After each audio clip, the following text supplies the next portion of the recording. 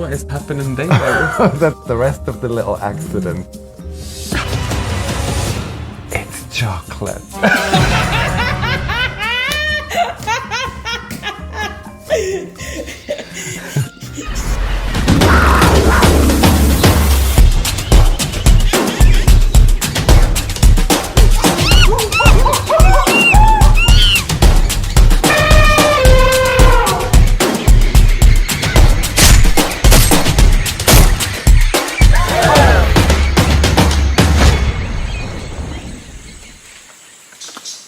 Hi, we are Birds of Paradise and welcome back to the vineyard. Welcome back to the vineyard because...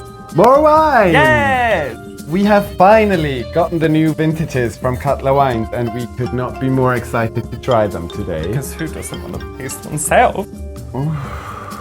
Well, I just say, should we just call Jas? Yes! Yeah, cannot wait. Okay. Let's do it. Power of internet, just call Jas! Skype sound and stuff. Hello, Jas! Hey! Good evening! Oh! How's it going? How's the girls? You know, haven't had any complaints. Sorry, that took a second. Fabulous. So we have received a little parcel. Again, this was actually not a very small parcel, it was a huge parcel with loads and loads and loads of wines. Well, we like a big package. We so. do. That's what she said.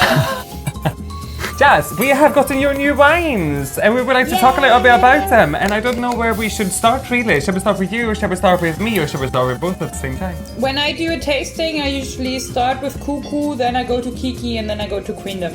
That's the Yeah, order. Let's go along the rainbow. Touch the rainbow, taste the rainbow. Yes. Do you want to do the honors? No. Okay. You do you, I do me. Okay. Alright, so while James is... I'm gonna be careful here because they pack a punch. So, A random question: do you guys have a nail and a hammer at home? No, we are not doing that. I don't want to. It's gonna be everywhere. Babe, where don't you have nails in your little glass? I think we used them all. I think they're all in the wall. But then we don't have any nails. What shall we take down from the wall? She's open. She's open! She's open! She's open! We have a situation. She's open. We have a little situation indeed. Ooh, I'm sorry. My bottle had a little accident on the way. Is this where we are now? Are we? What is happening there? That's the rest of the little accident. It's chocolate. All right, I'm ready. Let's drink it. Pour Let's it pour in it, my let's pour glass. it. I'm so excited. What does it remind us of? The color? I don't know. What can you call it? It's like orange, but this is like more orange than pinkish Pastel orange. Like salmon color, no? Yeah, salmon juice. Salmon juice. Let's not call it salmon juice. We have Cuckoo. Cuckoo 21.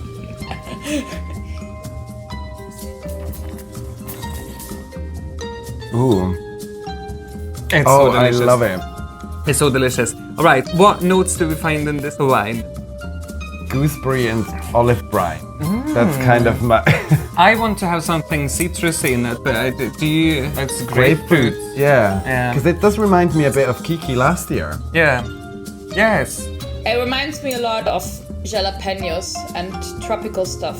It's like a jalapeno made love to a Solero ice cream. Yeah, Solera ice cream.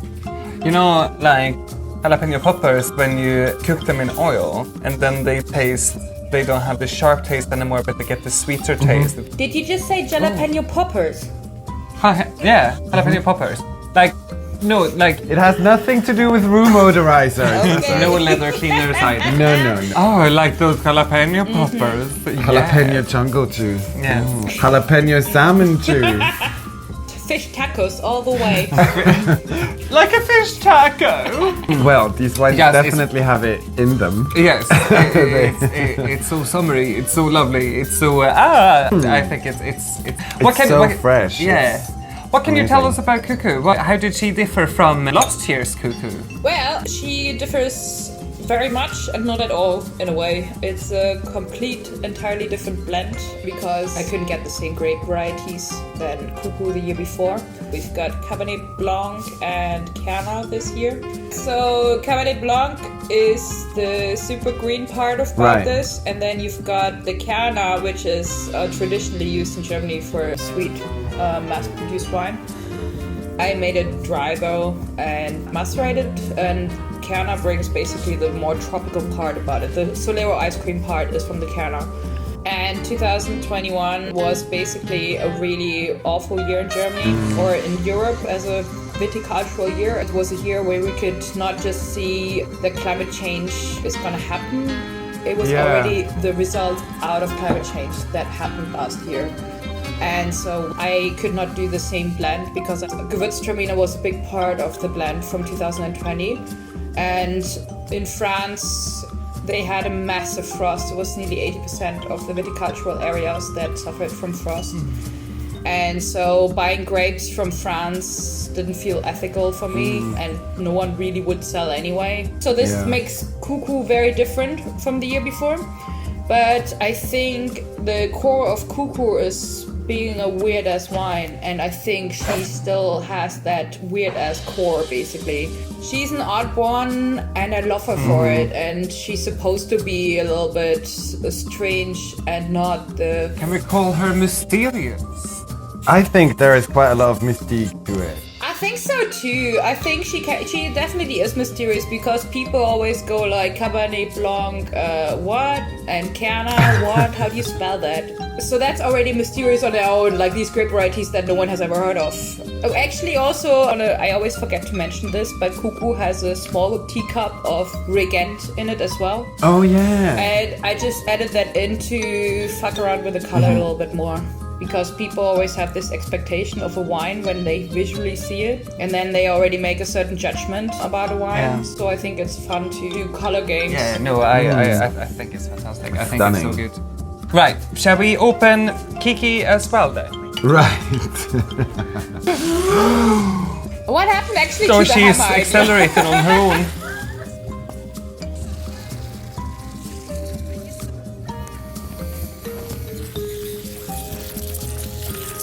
ASMR. Why? Not if you keep talking over it. There we go. Waste no time.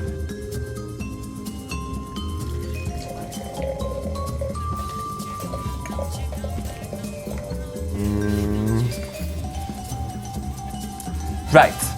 Well, they are obviously a very different color right there. So what grapes do we have in the Kiki? We have Merlot, macerated for 5 days, semi-carbonic. We've got Pinot Blanc and Riesling. Because Riesling is fundamental. Yeah, I think that is one of them grapes that just... Riesling is fundamental. Oh, so seductive. Thank you. I think Kiki as a wine / personality is a bit of a lovely whore. This is a sort of girl next door that comes across really innocent, but really has seen a lot. But that's, that's good and important that she is like girl next doors do that. She's everybody's girl. Yeah, I think she is high acidity and it's really nice. She's very savory. I think it's so lovely. I'm really happy how Kiki turned out to be. I think the very first sip of it, the initial sip, is like, oh wow, this is really savory. Then you have another couple of sips and it really settles on your palate. Kind of fine fruit flavors develop over time, like wild strawberries. But it takes a while to get there. Also, on the nose is so much more subtle than Cuckoo. It's really, it's very refined. It's quite elegant, but it's very subdued. And I think it's with both or with all of the pet nuts, they're underscorched, and so I feel like they, that savory note often comes from the yeast that are still trapped in there, which will make the wines more sassy. They are such different characters. They are very both of the wines are very different to the year before, but I feel like both of them kept their core. I think so too, yeah. The idea of what I had them. But you know, it's with a year like 2021, I'm happy I made good wines out of it, you know. There was a time when we thought we're not gonna have any grapes. Yeah. I mean, my colleague, he lost 70% of his grapes. That is just insane. And this is why I'm happy that I'm a négociant, because I can go and shop around for grape varieties. Yeah. Even though I look after some vineyards myself now, but... You said that before, the really terrible harvest in 2021 and climate change. Yeah, actually having feeling such the a effects of climate change. Yeah, how does that affect your ability to buy grapes? Is there anything on the market even? Well, it depends. It depends on the wine grower, basically, in this case. I mean, I should probably talk about my wine growers that I work with. Yeah. And Piri is one of them, and Piri has managed to keep not all of her grapes, but a good amount that she could still sell me grapes, basically. And Andy actually bought a small amount of grapes from someone else. You know, I bought some of his grapes and he bought some grapes from someone else because he wants to plant new grape varieties and wants to try out working with those grape varieties before he plants them.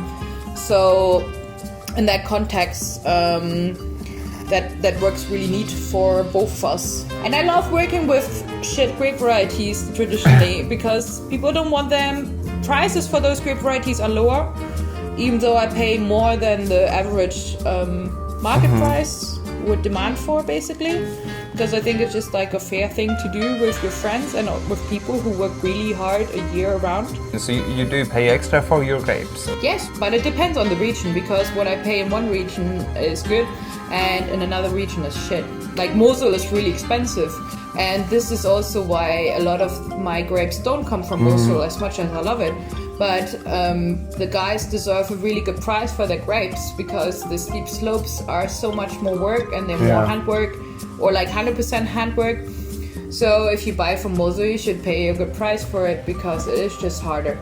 I also like to play around with other grape varieties. I think it's the fun part of being a négoce, to not have a set of grape varieties. Yeah. And I like to work with many grape varieties, because if you just work with one grape variety, you know, it's like fucking one person for the rest of your life. No, but it's a bit more fluid and you can have a bit more fun with it as well. And you can have so much more variety. Exactly. Well, rainbow wines. Rainbow wines. Just once again, your wines, they are fantastic. Like it makes me proud of you. It makes me excited about natural wines. But you know, I hope you guys realize as well that you inspire me to these kind of things. But you know, it's a mutual thing. You inspire us, we inspire you. James, you're gonna make me cry. No, Stop but it. I'm serious. I love that you're active when it comes to eco issues and low intervention, going down to the shore and do ocean cleanups. That was great when we did that. We used to walk around the beach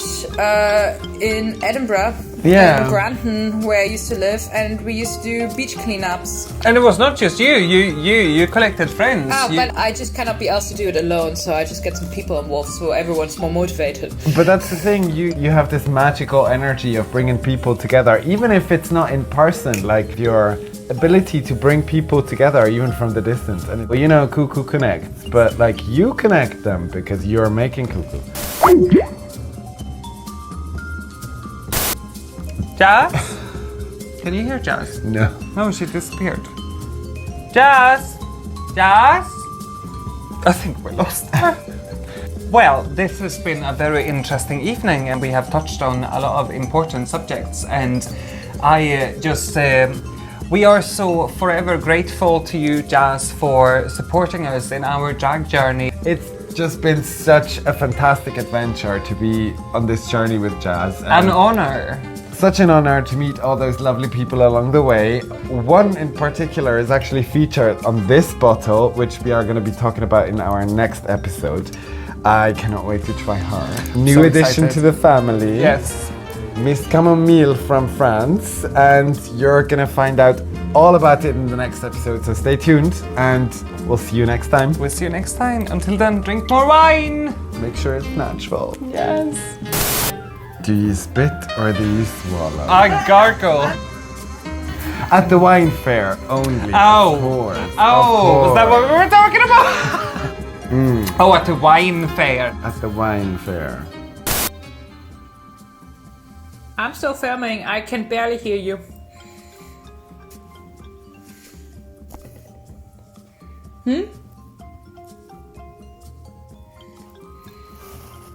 Oh God, what's wrong with the internet? Are we on? Can someone hear me? Wait. Oh, what's wrong with the internet? Talk, please. Au, warte. Jo. Das ist krass mit der Verbindung, oder?